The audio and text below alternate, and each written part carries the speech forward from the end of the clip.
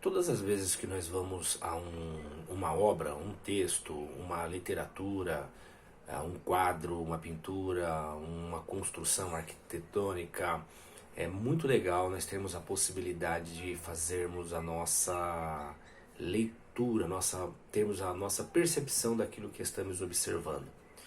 Isso acontece porque nenhum de nós vamos a uma obra ou a nenhum conteúdo sem como se fôssemos uma tela em branco. Nós vamos sempre com um filtro. E isso nos dá uma sensação muito bacana de liberdade, a sensação de que podemos de fato perceber as coisas da vida dentro da nossa realidade, dentro da nossa experiência de vida, dentro do conjunto de informações e de influências que nós temos na nossa existência. Isso é fantástico. Entretanto, é importante nós pensarmos que quando o autor de alguma coisa produz uma obra, de novo, seja uma literatura, uma obra arquitetônica, uma pintura, esse autor tem um objetivo, ele tem uma mensagem, ele tem um sentido que ele colocou, expressou naquela sua obra. E esse é o desafio meu e seu quando acessamos uma arte.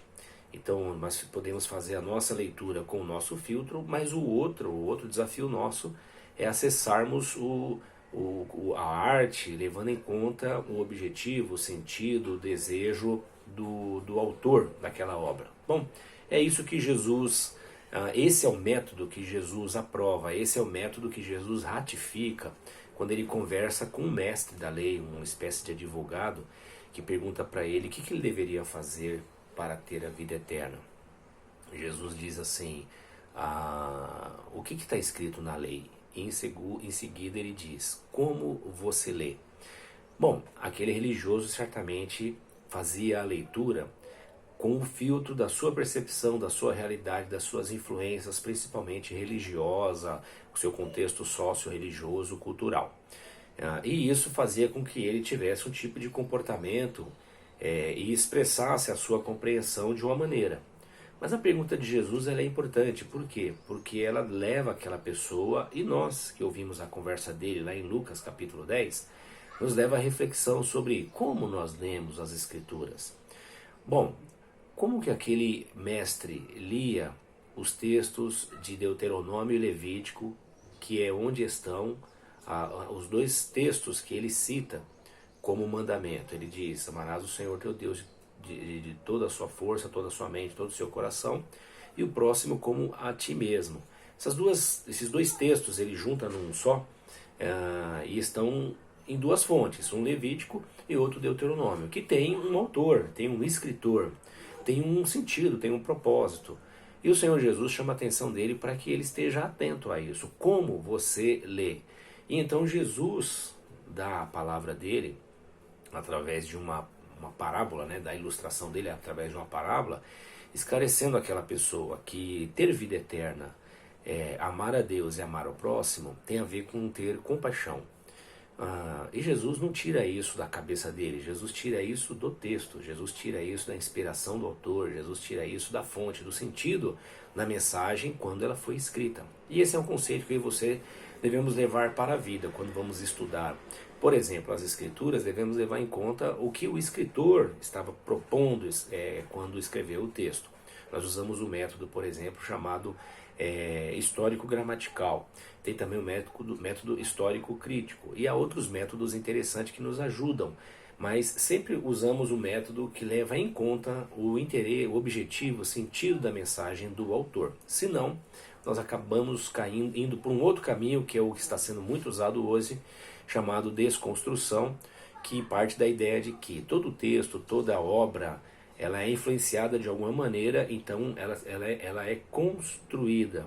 E a pessoa que faz a leitura deve ter a liberdade de usar a percepção dela e, portanto, fazer uma desconstrução. Isso parece uma coisa bacana e eu acho que e ela às vezes parece inocente, eu acho que ela não é, porque quando ela se aplica à questão, por exemplo, das Escrituras Sagradas, e de todos os conceitos essenciais, estruturais, fundantes que ela nos traz, nos falando sobre a nossa maneira de ser, viver, quem nós somos, como nos relacionamos com Deus, como nos relacionamos com o próximo, quanto precisamos de Deus, qual é a nossa condição, quanto precisamos de um Salvador, que nos fala da mensagem de Jesus, o Deus encarnado, que veio nos ensinar o que é amar. Quando tratamos desse assunto, nós não devemos desconstruir para construir uma coisa que seja de acordo com a nossa cabeça, porque daí sim cada um terá o seu evangelho, cada um terá a sua verdade, cada um terá o seu Cristo, cada um terá o seu Deus, e todos tendo cada um o seu,